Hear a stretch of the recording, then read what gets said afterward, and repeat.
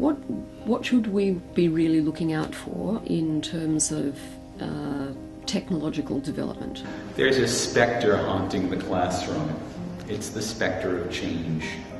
After nearly a century of institutional forms that were initiated at the heart of the industrial era, those forms are about to change irrevocably over the next decade. You will see uptake of nootropic use amongst the elite. The smart people will start taking smart drugs because they see the value in being smart, so they want to make themselves smarter. It's not something that's going to be led by people who don't have it. It's going to be led by people who do have it because they want more of it. And then everyone else will say, oh, well, look, if they can have it, we should have it too. And that's where government has to step in and equalise it and make sure that this is something that we can distribute and be fair to everyone, so that everyone has fair access to these technologies. Climate change is going to affect us over a decade, over 2 decades, over 55 decades.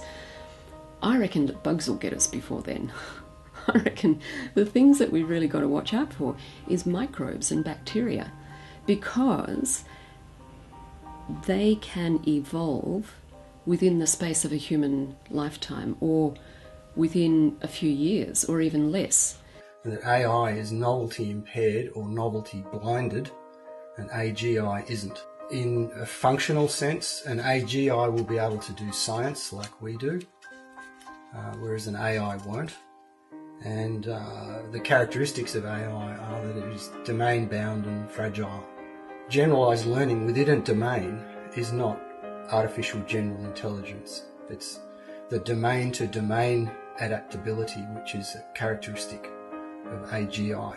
How do we incentivise AGI? And that opens up a myriad of problems. I mean, maybe we shouldn't be incentivising AGI. Maybe we should be highly regulating it, because it's going to have such an enormous can of worms when it gets open that we don't know where it's going to lead us. It's something that we really need to discuss to a large number of people to be thinking about and to making comment on and making plans for it before we actually do it. Now, this power shift doesn't have a single cause, and it can't be thwarted by any single change. We can't actually set the clock back to a more stable time. Instead, we're all participating in a broadly based cultural transformation. The forces unleashed cannot simply be dammed up again. Thus far, they have swept aside every attempt to contain them. The question, of course, is will we still be human in a transhuman world? And I don't know, I'm undecided, I guess. I'm sceptical about whether or not that would be the case. But I'm interested enough in the possibilities to keep an open mind about it and to monitor what's going on in this area. I do think it's really important that lots of people start to be aware of what's going on in this whole area of transhumanism, because technology in the past, we know, has been used for beneficial purposes for humankind.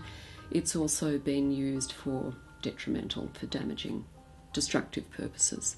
So I think as many people as possible need to be monitoring this movement and to make sure that it doesn't go down the destructive pathway, but stays on a constructive and beneficial pathway.